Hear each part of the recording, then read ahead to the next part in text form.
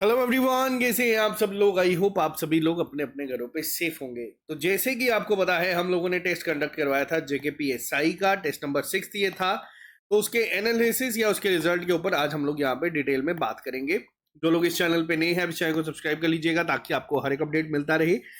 Video शुरू करने से पहले बता दूं, बहुत सारे बच्चे ये कह रहे हैं कि सर जेकेपीएसआई का एग्जाम कब तक होगा। तो देखो, यहाँ पे आपको इस चीज के बारे में क्लियर कर देता हूँ कि लास्ट टाइम जब हम लोग जेकेएसएसबी के ऑफिस में गए थे, उनके ऑफिशियल्स ने ये कहा था कि जो एक कोर्ट केस चल रहा है इस पे एज रिलैक्सेशन को लेके, उसकी वजह से ये जो पूरी रिक्रूटमेंट है वो कहीं ना कहीं थोड़ी सी हॉल्ट हुई हुई है। और जैसे ही यहाँ पे ग्रीन सिग्नल इनको मिलता है तो ये रिक्रूटमेंट को कंप्लीट करवा देंगे, क्योंकि हम लोग देखते आ रहे हैं कि जेकेएसएसबी बाकी पेपर जो है, जैसे जेई इलेक्ट्रिकल, जेई सिविल, इनके लिए जो है एक टेंटेटिव डेट जो है वो दे चुका है। जिसमें अभी कुछ बच्चे ये भी कह रहे हैं कि हो सकता है शायद वो भी चेंज हो जाए। तो अमरनाथ यात्रा के बीच में हम लोगों ने देखा है कि जेकेएसएसबी रिक्रूटमेंट मेजर जो जिसमें बच्चे ज्यादा होते हैं वो कंडक्ट नहीं करवाती है, लेकिन जब तक कोई ऑफिशियल नहीं आता तब तक हम लोग इसका वेट करेंगे। अब बात करते हैं थोड़ा सा एक बार फिर से ग्राउंड रियलिटी के ऊपर। जेकेपीएसआई के लिए पोस्ट है अप्रोक्सीमेट आपकी, अगर मैं बात करूं, 670 के करीब करीब, ठीक है। जिसको लेके बच्चा तैयारी कर रहा था, स्टार्टिंग में सिलेबस आया था, मैथ के लेके बच्चों के बीच में डर था। जिसको एक चीज मैंने कही थी कि अगर ये एग्जाम थोड़ा सा भी डिले होगा तो आप लोग ये मान के चलना कि इसका कट ऑफ बहुत अच्छा जाएगा। क्यों? क्योंकि मैथ का एक ऐसा डर है जो अगर आप लोगों ने खत्म कर दिया, ठीक है, फिर आप लोगों के मार्क्स उसमें कोई नहीं छीन सकता। मैंने वो बच्चे भी देखे हैं जो डे वन से, जब से रिक्रूटमेंट आई है उसके बाद से डेली बेसिस पे मेहनत कर रहे हैं, अपने मैथ के डर को कम कर रहे हैं। बहुत हद तक देखो, अभी उतने लेवल पे वो बच्चे अभी भी नहीं पहुंचे कि वो मैं उनको ये बोल दूं कि हाँ यार आप जाओ, आपका पेपर क्वालिफाई होगा ही होगा। लेकिन हाँ, वो आज की डेट में इतनी मेहनत कर चुके हैं कि वो फिजिकल की जो लिस्ट होगी उसके लिए तो जरूर उसमें होंगे ही होंगे।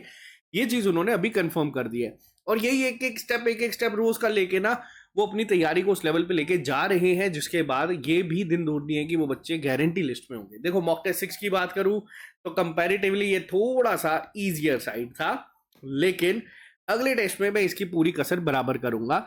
ये टेस्ट आप लोगों के लिए बनाया गया था, बहुत सारे बच्चों ने इस पर बहुत बेहतरीन परफॉर्म करा है, तभी इसका एक्सपेक्टेड कट ऑफ देख के अब कई सारे बच्चों के होश उड़ेंगे। अब यहाँ पे अगर मैं बात करूं इस सेक्शन को लेके, तो जनरल इंटेलिजेंस रीजनिंग कहीं ना कहीं इस बार इजी साइड पे थी।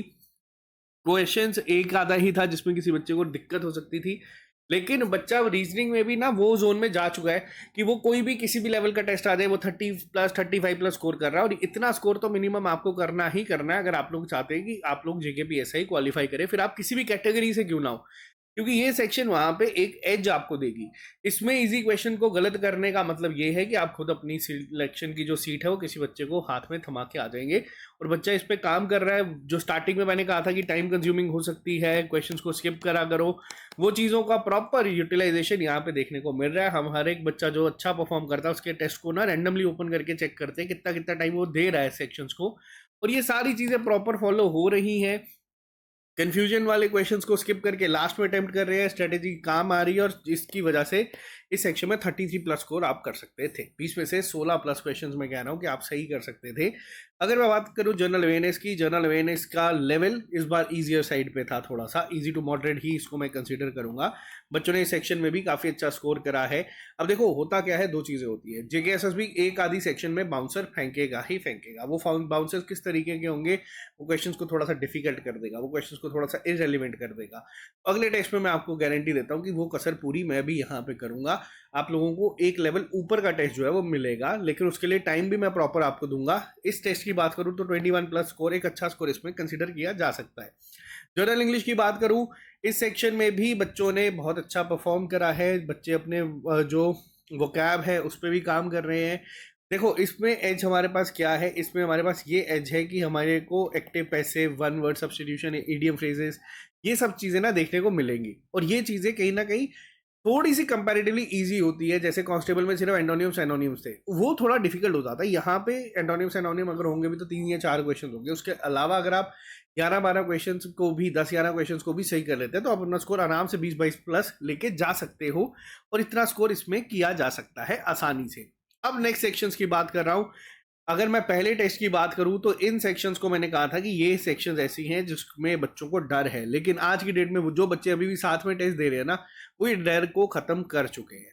जो बच्चा तो यही सोच रहा था कि क्या तैयारी शुरू करूं, अभी पढ़ूं पेपर मार्च में हो जाएगा, पेपर डिले हो जाएगा, क्या होगा, तो देखो इन बच्चों ने ये चीज़ें अपने दिमाग में थॉट लाया नहीं, इन्होंने डेली बेसिस पर, देखो मैथ क्या है, मैथ है वन टाइम इन्वेस्टमेंट।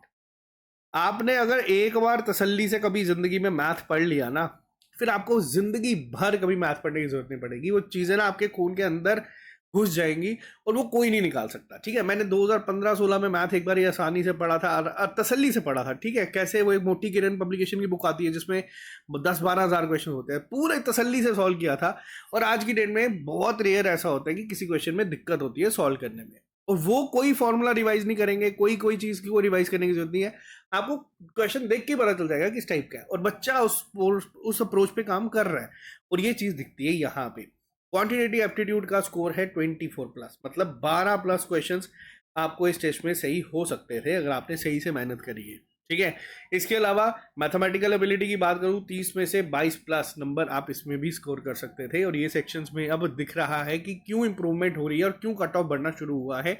बच्चे इन सेक्शंस में परफेक्ट स्कोर भी कर रहे हैं, यानी कि 60 आउट ऑफ 60 भी बच्चे जो है वो स्कोर कर रहे हैं, जो कि एक बहुत बड़ी बात है। और यहाँ पे आपको देखो, कल को लोग बोलेंगे नहीं यार आपको पेपर डिफिकल्ट आएगा, पेपर किसी और पैटर्न पे चले जाएगा, जिस मर्जी पैटर्न पे चले जाए, अगर आपने मैथ पे होल्ड बना दिया है और अगर आज आप टेस्टों में 60 में से 60 स्कोर कर रहे हो या 50 स्कोर कर रहे हो, कोई भी टेस्ट आ जाए, कोई भी पेपर आ जाए, ऐसा नहीं होगा कि आपका स्कोर सीधा 20 या 30 हो जाएगा। अगर पेपर बहुत डिफिकल्ट आएगा आप तब भी अच्छा परफॉर्म करोगे बाकी बच्चों से, क्योंकि आप लोगों ने इस चीज़ पे एक कमांड बना लिया है। और जिस बच्चे ने कमांड अभी नहीं बनाई है, जो बच्चों का स्कोर इसमें मान लेते हैं कि 40 आ रहा है, देखो अब होता क्या है, अब हर बार हर बच्चा ज़रूरी नहीं है कि 60 में से 60 लेके आएगा।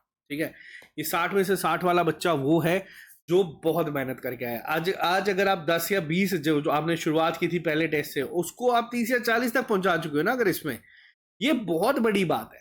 ठीक है, और एक एक स्टेप अगर आप आज भी रोज का लोगे तो आप लोग इसको जरूर जो है एक अच्छे स्कोर को टच करोगे।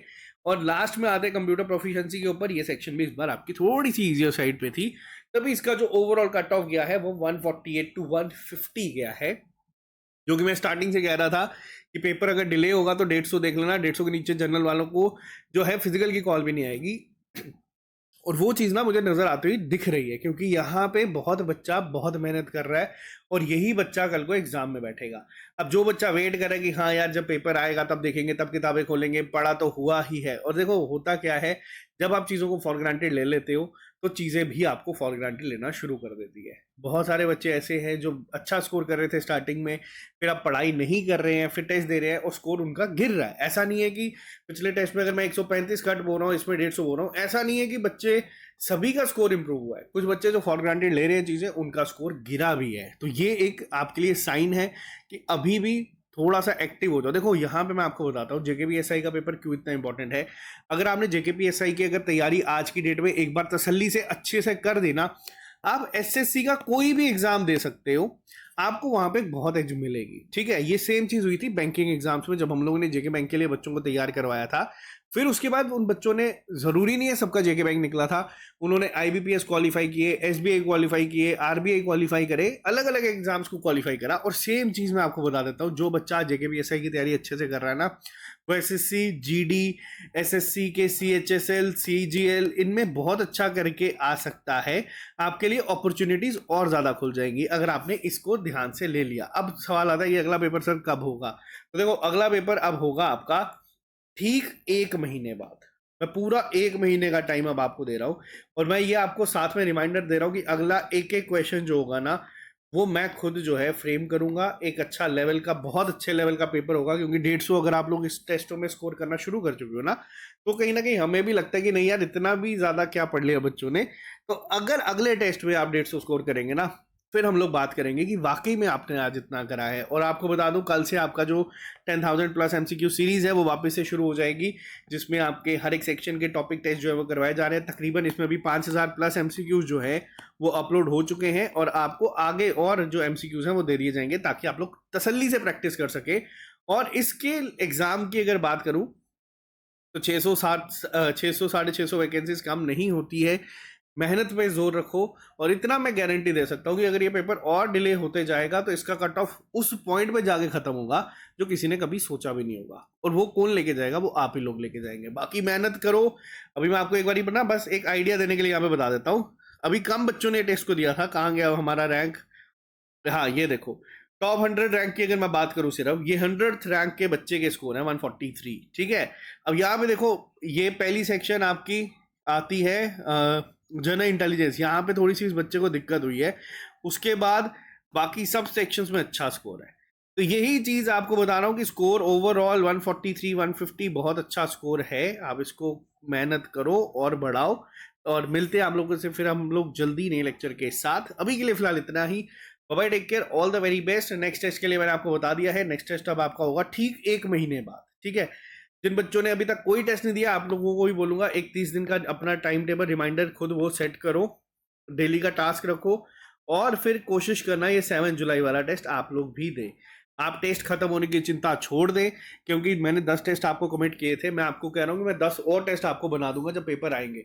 लेकिन आप अभी के लिए तैयारी मत छोड़ो, अपनी तैयारी पे फोकस रखो, क्योंकि वैकेंसीज अगर आउट हुई हैं तो उस पर मेहनत करनी है और सिलेक्शन लेके आगे बढ़ना है। सिलेक्शन उसी की होगी जो मेहनत करेगा डेली बेसिस पे। तो आप भी करते चलिए, हम भी करते जा रहे हैं। मिलते हैं जल्दी नए लेक्चर के साथ। अभी के लिए फिलहाल इतना ही। Bye bye, take care, all the very best, see you soon.